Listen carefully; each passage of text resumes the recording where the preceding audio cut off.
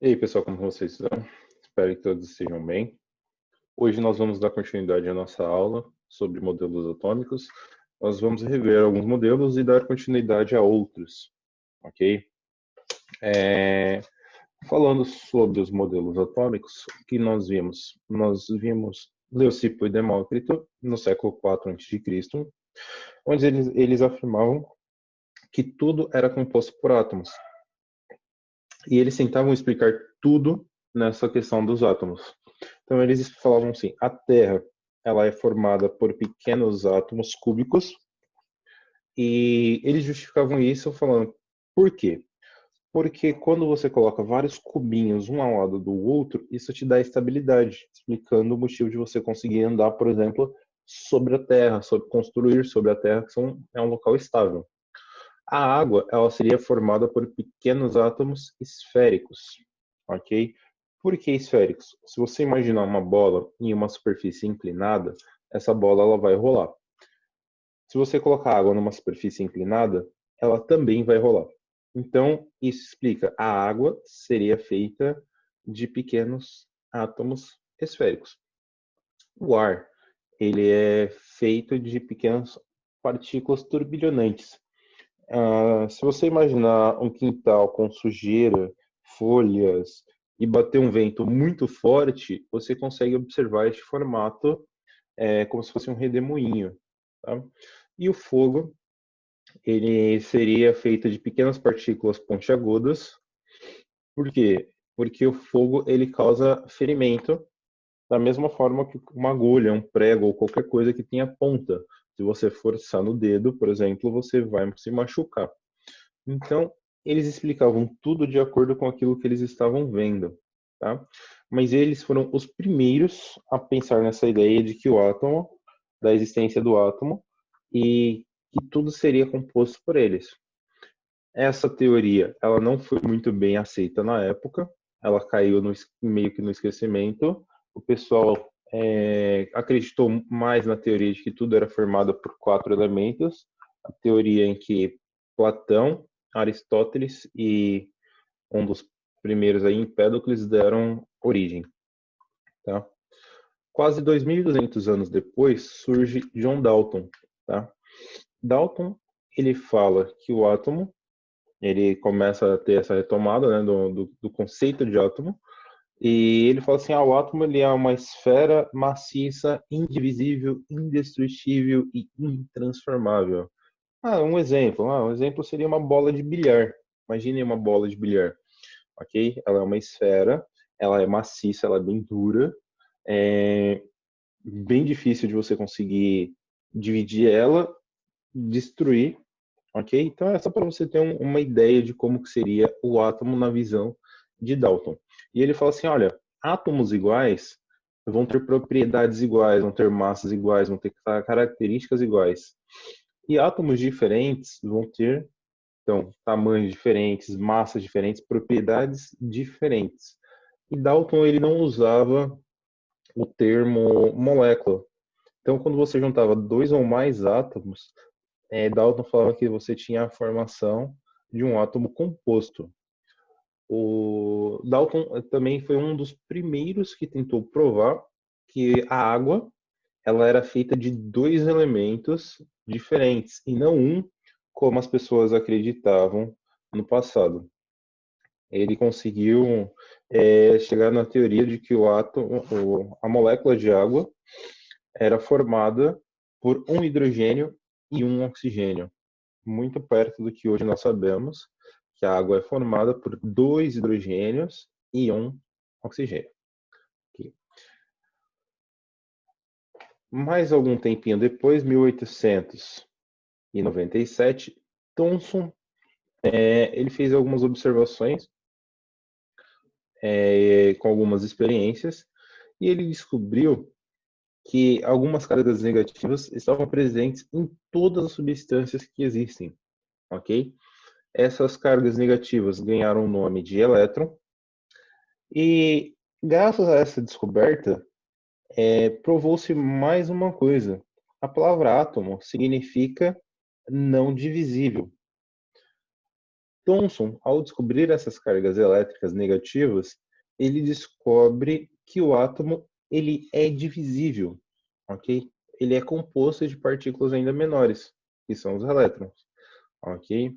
Então, Thomson se torna muito importante porque, ao descobrir os elétrons, ele descobre que o átomo também ele é divisível.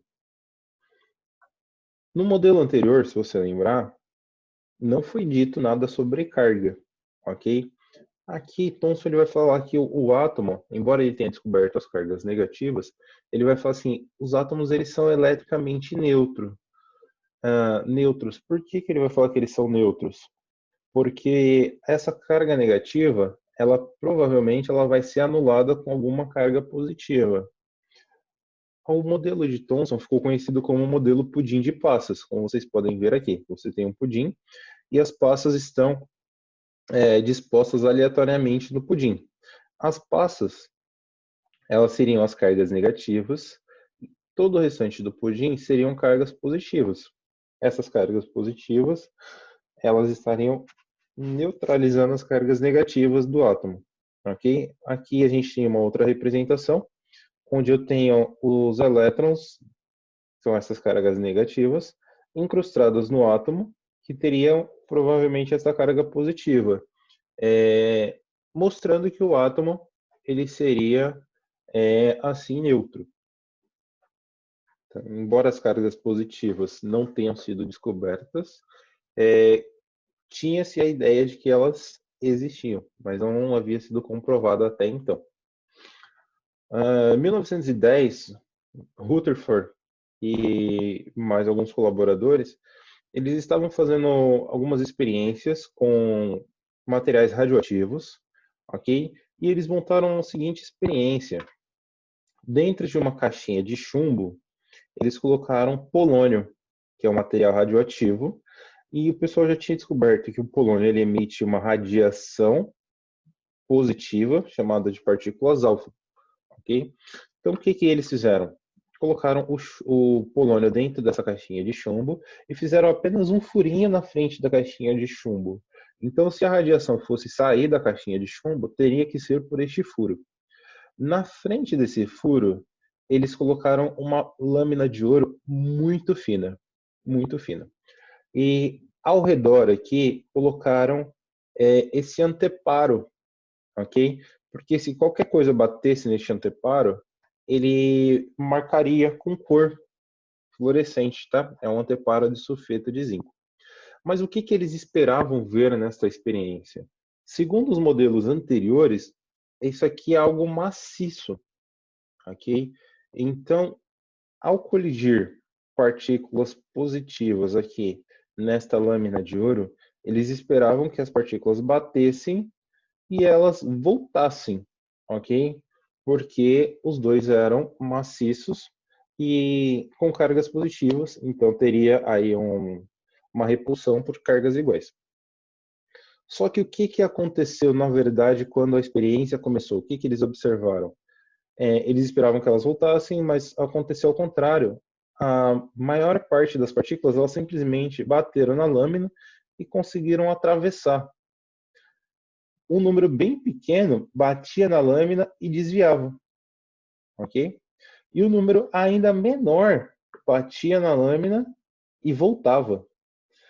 Só para vocês terem uma ideia, para cada 10.000 partículas que atravessavam a lâmina, uma voltava, enquanto eles esperavam que todas voltassem, ok?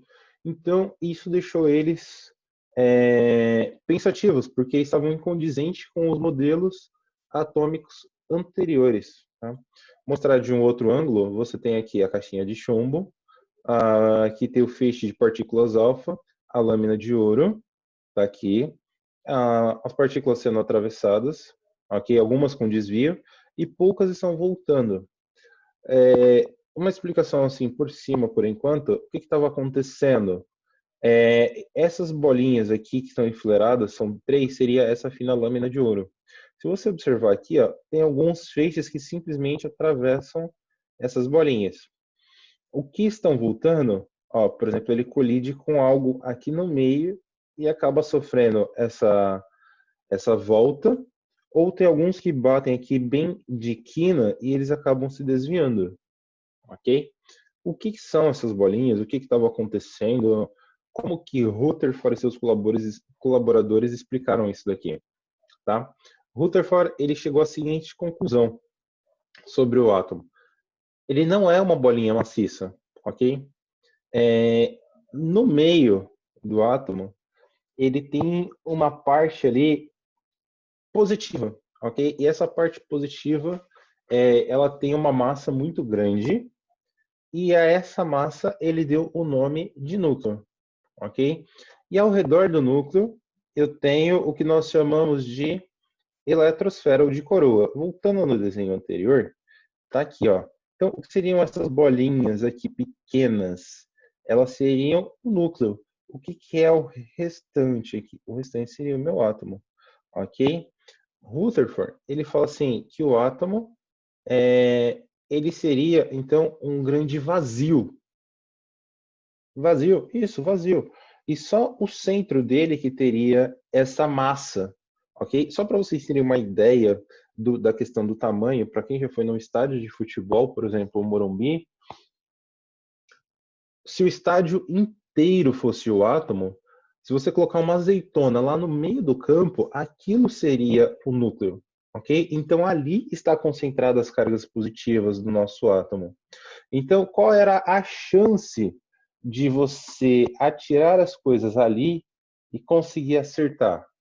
Ela era muito pequena. Por isso que apenas uma a cada 10 mil acaba voltando, ok? E as que passavam perto, como eu estava atirando uma carga positiva, quando ela passava perto, positiva com positivo, acabava se repelindo e ela sofria esse desvio, ok? Então, Rutherford, ele percebeu que os modelos anteriores, eles não estavam condizentes com a sua descoberta. Foi necessário criar um novo modelo atômico e ele criou esse daqui. Vocês já devem ter visto esse desenho. Então, aqui você tem um núcleo bem pequenininho, onde você tem as cargas positivas, e ao redor do núcleo, você tem os elétrons, que são as cargas negativas, que estão girando ao redor do núcleo, ok? E este modelo ficou conhecido como modelo planetário, tá? Então, o modelo de Rutherford ficou conhecido como modelo planetário. Apenas, mais ou menos ali, entre 2 a 3 anos, surgiu Niels Bohr, ok? Niels Bohr, ele fala o seguinte, olha, tem um erro no modelo de Rutherford, ok? Qual é o erro? Ele fala que as partículas negativas estão girando ao redor do núcleo que é positivo. Nós sabemos que positivo e negativo, para quem já brincou com ímã, sabe que eles se atraem, ok? Então, o que aconteceria? Os elétrons que estão girando ao redor do núcleo, uma hora eles seriam atraídos pelo núcleo e eles iriam deixar de existir, ok? Então, Bohr, ele corrige o modelo de Rutherford, ok? Ele fala assim, olha, sim, nós temos um núcleo positivo, tá aqui representado. E ao redor do núcleo nós temos camadas, ok? Nessas camadas aqui, elas são específicas. Os elétrons estão girando nela, ok? Aqui não estão representadas todas, mas atualmente conhecem-se 7 camadas. Pode ser, então, numeradas de 1 a 7, 1, 2, 3, 4, 5, 6, 7, ou elas podem ser por letras, tá? K, L, M, N, O, P, Q. E ele fala assim, olha, os elétrons eles estão girando nessas órbitas aqui, nessas camadas, e eles nunca vão perder energia, ok? Mas tem um fenômeno aí que é interessante de acontecer, ok? O que seria isso? Os elétrons, por exemplo, aqui, ó, vamos imaginar que tem um elétron aqui na camada M e ele está girando ao redor da camada M. Tem um fenômeno, por exemplo, quando você coloca fogo em algo, você está fornecendo energia. O que seria fornecer energia quando a gente fala de elétron? Quando a gente fala de energia, significa que O elétron que estava aqui na camada M, ele consegue saltar para uma camada mais externa. Ou seja, ele conseguiria saltar, por exemplo, da camada M, ele conseguiria saltar para a camada N, ok? Ele vem para um lugar mais longe do núcleo. Por quê? Porque ele está ganhando energia. Só que o lugar dele não é na camada N. Então, como que ele faz para voltar para a camada M? Ele devolve a energia que ele recebeu. De que forma com que ele devolve essa energia que ele recebeu? Ele devolve na forma de luz, ok? E este é o princípio que nós usamos nos nossos fogos de artifício. Repetindo, o elétron ele ganha energia. Quando ele ganha de energia, ele salta para a camada mais externa. E quando que ele devolve essa energia, ele devolve na forma de luz, ok? Para voltar para a camada dele. Cada átomo ele tem uma cor diferente, ok? Então é isso que nós acabamos observando nos fogos de artifício, ok? Espero que tenha ficado fácil de vocês entenderem e vocês observem que as datas entre um modelo atômico e outro ela foi diminuindo, ok?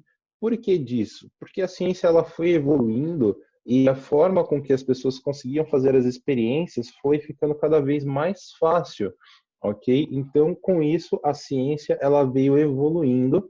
Então, o tempo entre a montagem de um modelo e outro ele acaba reduzindo, ok?